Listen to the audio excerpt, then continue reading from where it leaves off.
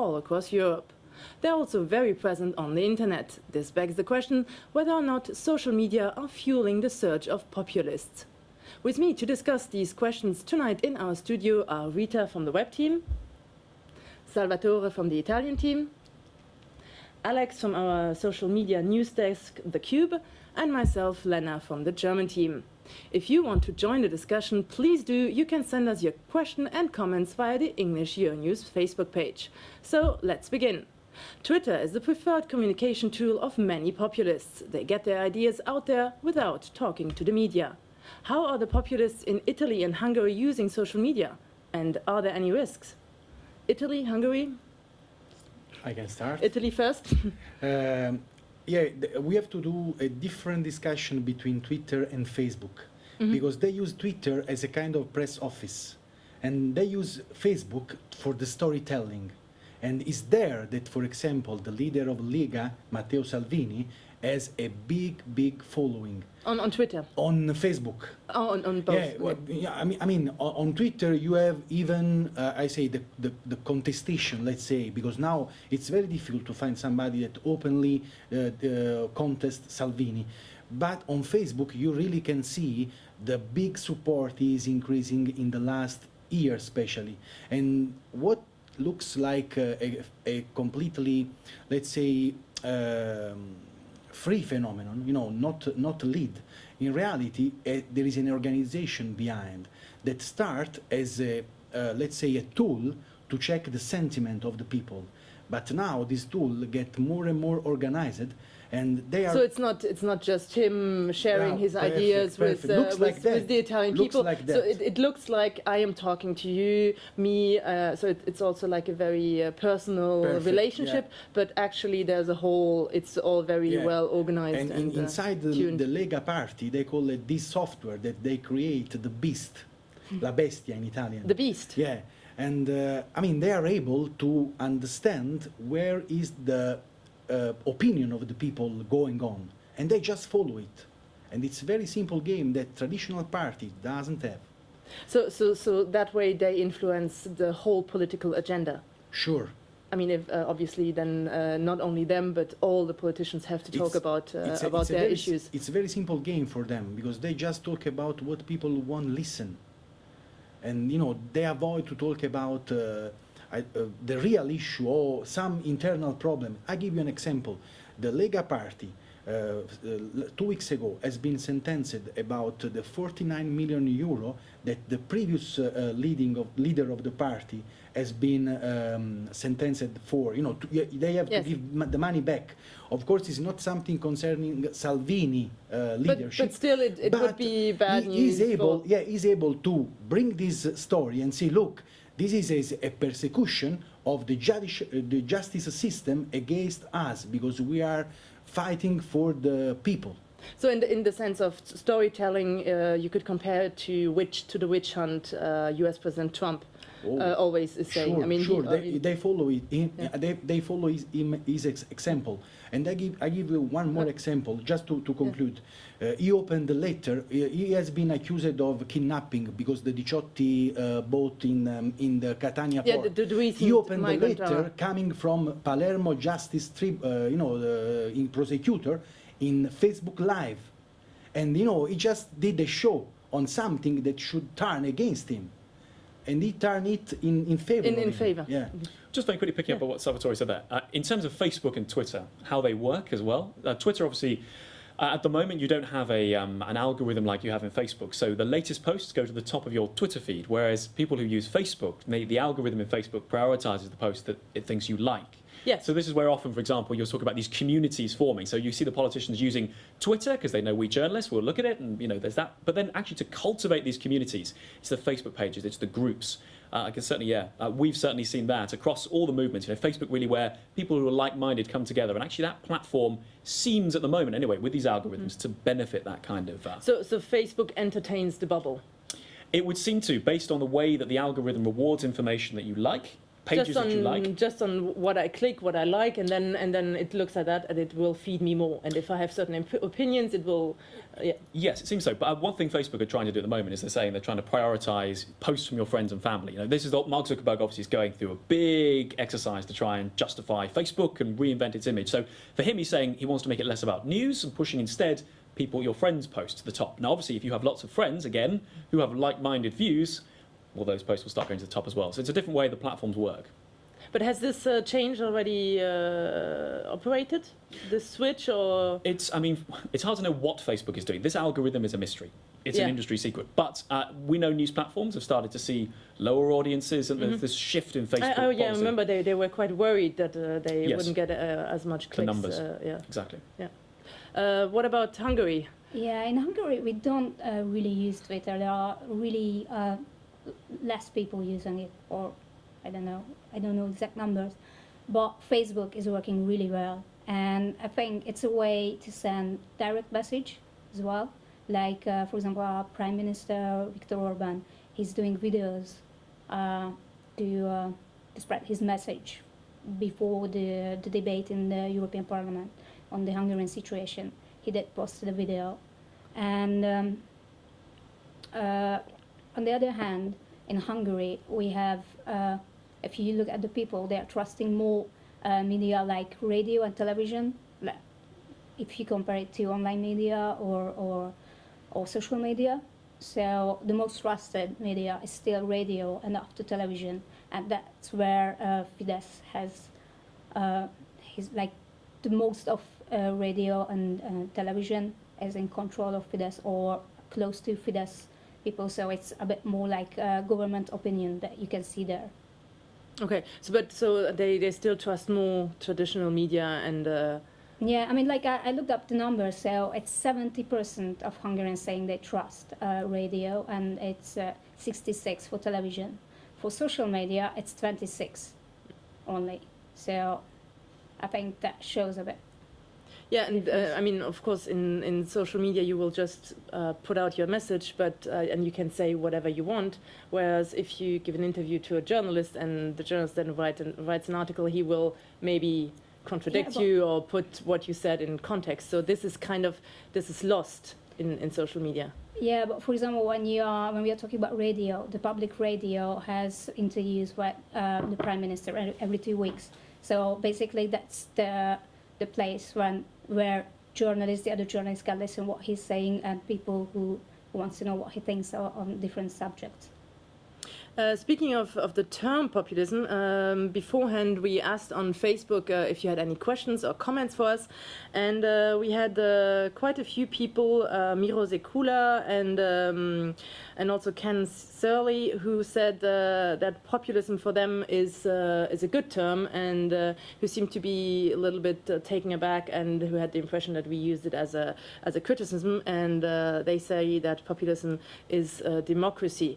So populism, I mean, if you would just try to define populism, I mean, it's rising all across Europe. If we define it in a few words, populist leaders, most of the time, they see themselves as representing the people. They make many promises, maybe even more than the usual politicians. They are in... Personally, I don't see populism as an ideology. Nationalism is an ideology, and populism is using nationalism to spread. But I mean, what we should say before everything is that first of all we have to respect the thinking of the people, because otherwise we cannot sort out. I mean, these people is reacting to something that is going on in the last 10 years, and everywhere in Hungary, in Italy. In Sweden? In Sweden. Sweden is a different discussion, maybe we can talk later. But there is a leak of trust on the traditional party, because they spent time, and I got another point, the lose of confidence in European Union, because those guys for 10 years just say, yeah, it's Europe asking to us, we have to do. Is Europe that You mean say- governments all across Yeah, Europe all of them, used They whenever use there was Europe as a justification, yeah, but- and now people hate Europe. whenever there was an austerity measure this to is the pass, they said, result. well, it's Brussels This is the asking. result. So first of all, we respect the sentiment of the people. Second, try to understand why we have this phenomenon, and of course, when Yeah, when we have the let me just ask you on you. I mean, I do agree, respect the sentiment of the people, but I just have there's also this impression that whenever it's anti-establishment, populism is often anti-establishment and anti-elite and increasingly anti-media. So do we, the media, still have like a possibility to access or to have a mean of communication, or is this over? We are in front of a revolution, and the same revolution that happened in last centuries with television. And when television came up fascism, came up Nazism. Mussolini used television to spread the ideology, and we were there thinking, now what we can do, and we took like 20 years to understand. And that will be the same. So you think there will be a big shift? We need time. We need time to understand how this revolution, this social media revolution, is going on. I mean, this is in my opinion. What do you think? What can we do? I mean, when it comes to this distrust of traditional media and. It's very interesting. No, it is very, very interesting. I think, so in the Cube, we do a lot. So I think what social media in the past has been used, especially with traditional media, it's, they will put some tweets in a wall and be like, here's some user comments. Social media journalism is a new field. It's something we're really putting our energy into here. And it is different to just saying what is going on social media. Right. It is about going in and verifying information, because the reality is... like really putting some work into exactly. it. I mean, look, you've got an iPad in your hand. People are watching this on Facebook. I have this in my pocket all the time. Yes. And if I saw something happen, I would pick this up and do that. Film it. So I think social media, first of all, is the democratization of the flow of information. And actually, I see the role of journalists as being key in this space, not separate from it, but in this space. Not talking about social media from up here, being in it. Now, I'm a bit biased, I'm a social media journalist, but what that actually translates to in real time is... It's your bread and butter. It is my bread and butter. So we saw in Chemnitz, people were sharing this meme, which was a collection of images saying all of these women have been abused by migrants.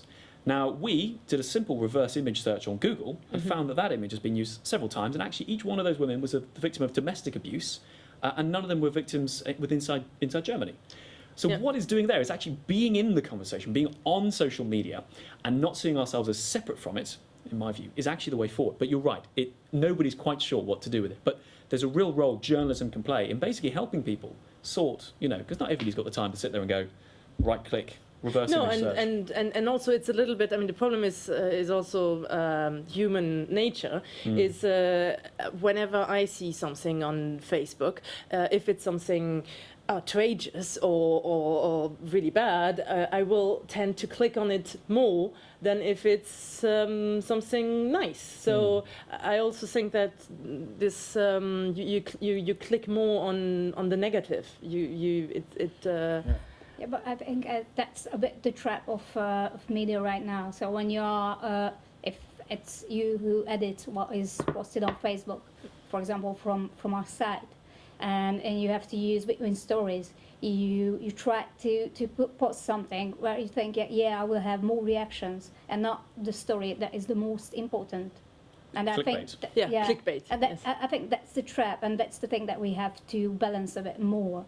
And on the other hand, when we are talking about populists, I think the most important thing is that you have to show them the facts, you have to stay objective, and after, if they, everyone can think and vote how they want. So it's just as a journalist. So do more fact-checking. Writing stories, doing a bit background, explaining things, and after everyone can have their own views. Just picking up very quickly on that. We were doing some lives on the Cube this week, talking about the stuff, and the point is, whether you're far left or far right, fake information doesn't actually serve anybody, because the same idea of a fake piece of information shared about your cause, for example, on the other side doesn't. So actually, there is, I think, the role of journalists is to actually, as you say there, to sort of help people with this fact checking, because no, so much as people might call the mainstream media fake news, the reality Yeah. is fake information, which we can verify and show people how we've done it. Not just say this is fake. This is how we've done it. We win the trust, and ultimately To show everybody's- it step by step. Exactly, and ultimately people will come around to that because nobody, whether you're left or right, would like to believe something that's fake or be shown to be believing something that's fake.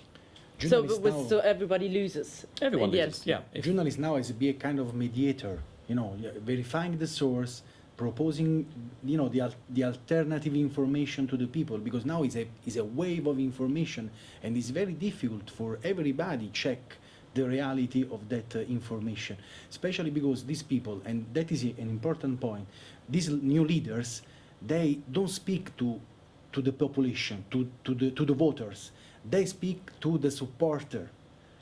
It's kind of it's kind of football image, a kind of football challenge, and they don't care to speak to you, to me, to Alex, to Rita.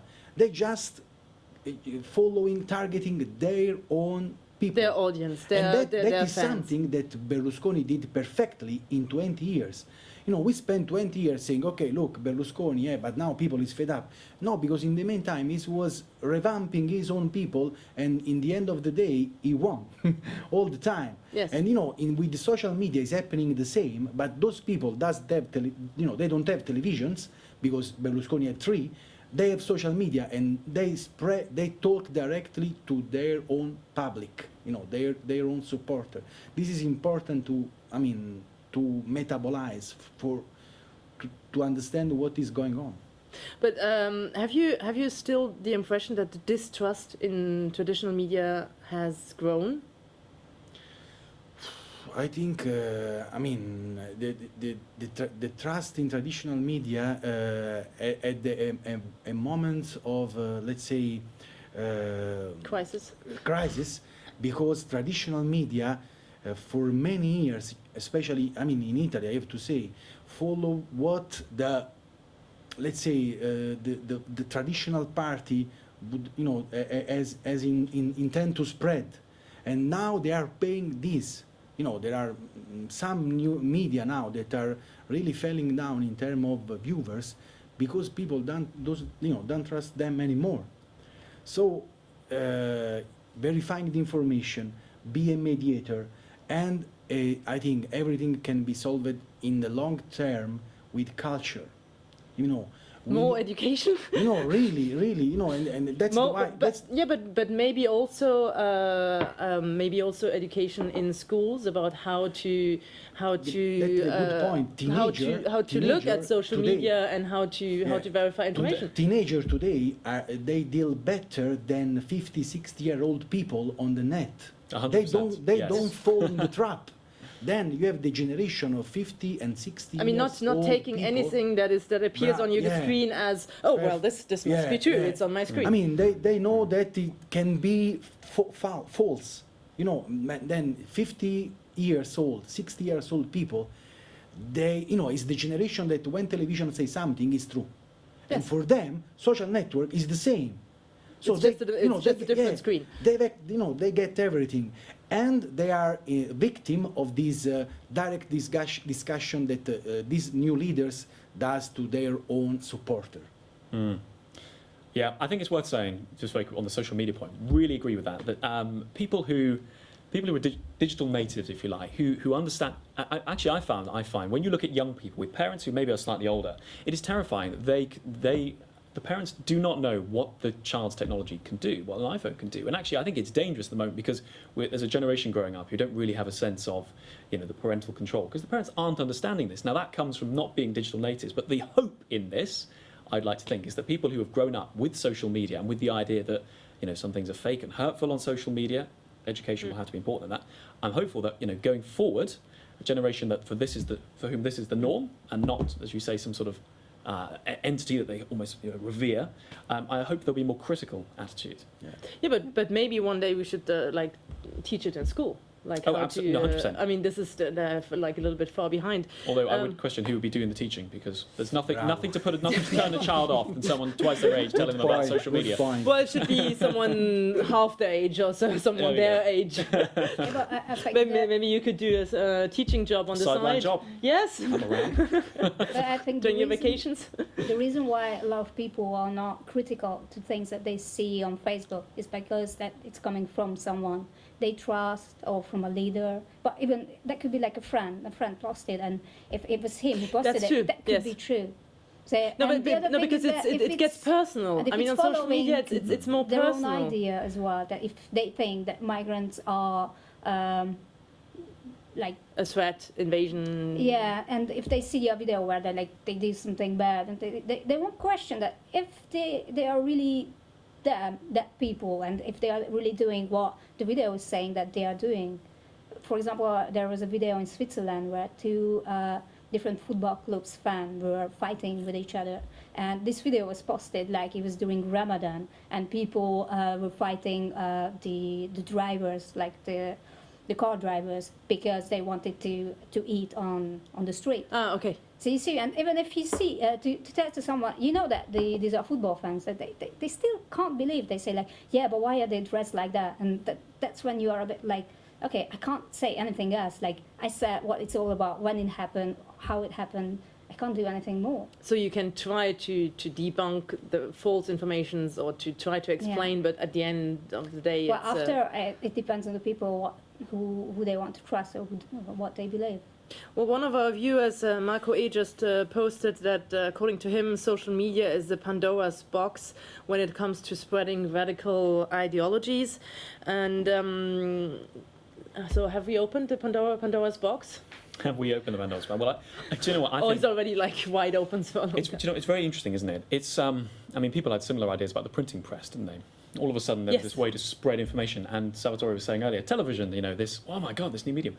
The thing about social media, in my view, is that there's been a time where it has been a bit of a free-for-all. You know, you can post anything and your friends will like it, share it, whatever, and it gets personal. So now I think there is a sense where, especially after the 2016 elections in America, where people are getting a sense of realizing that actually there's more to this. Especially, you know, and I'm actually hopeful for this. But back to that idea of the Pandora's box. I mean, first of all, I think social media is a fantastic invention. I think it is a wonderful way of connecting people. And I think the way of doing it is like everything, you know, you can have, say I love fizzy drinks, right? It's a brilliant thing. I don't want to drink it, you know, non-stop and not think about the health consequences. Same with social media, you know, there is a sense to which you've got to use it correctly.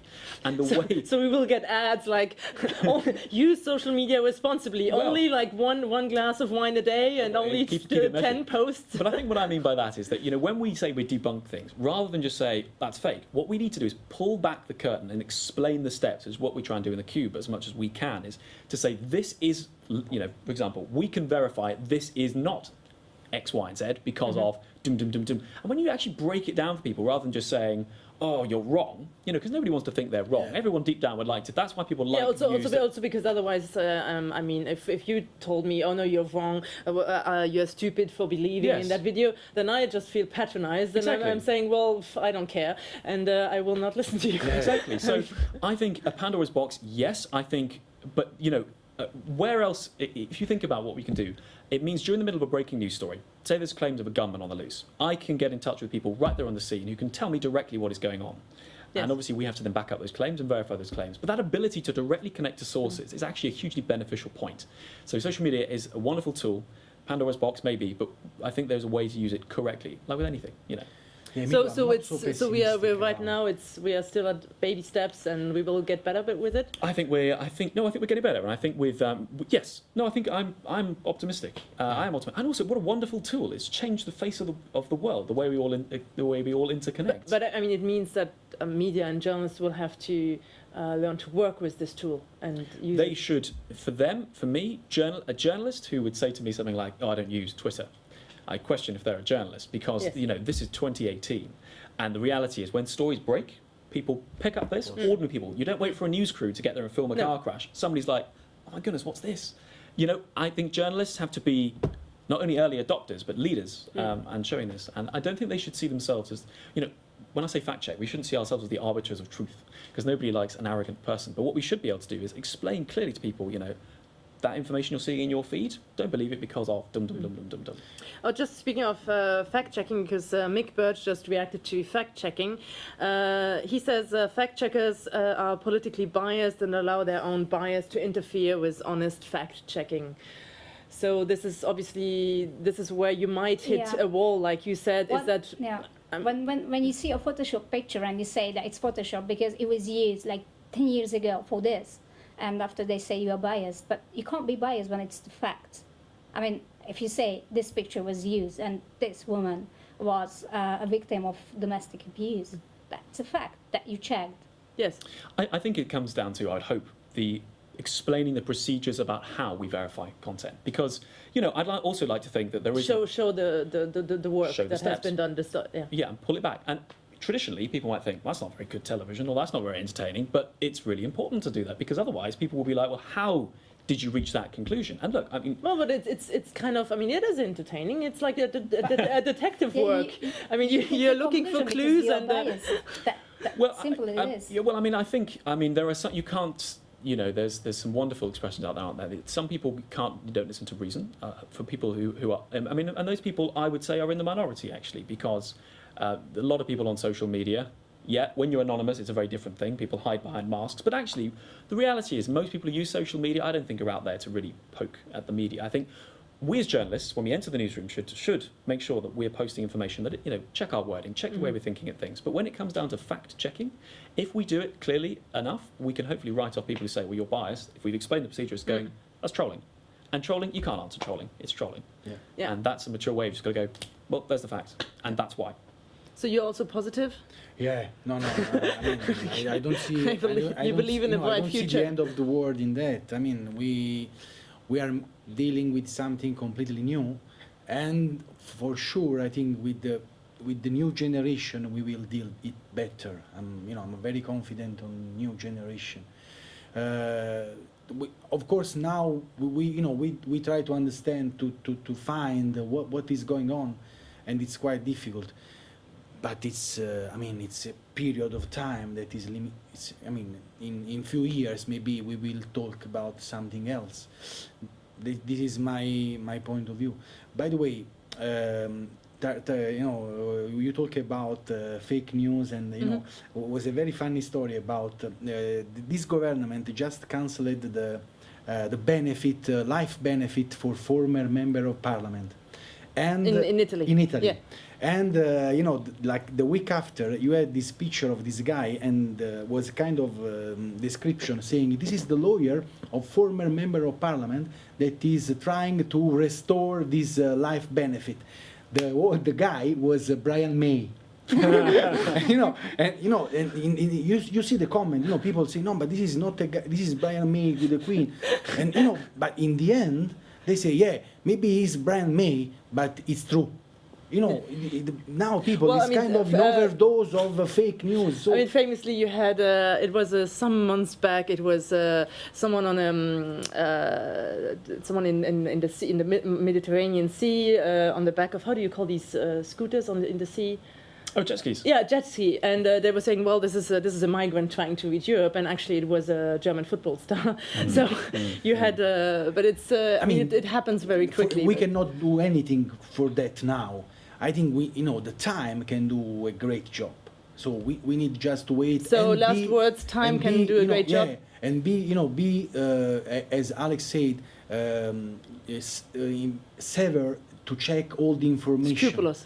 Scrupulous, to check all the information, and really, we have to keep doing it for this time till the moment that we will see that the information system will find its way. So we will find our way. We're finding our way in the cube, I'd like to think. I think social media, wonderful tool if done properly, and you've got to explain to people how things are done. So keep following us on Euronews, because that's keep up the what we're good doing. work. Last words. Yeah, I think so. Like if you see a lot of fake news, you should do real news and fact checking and show people like the truth and not hiding anything, and then you will have their trust.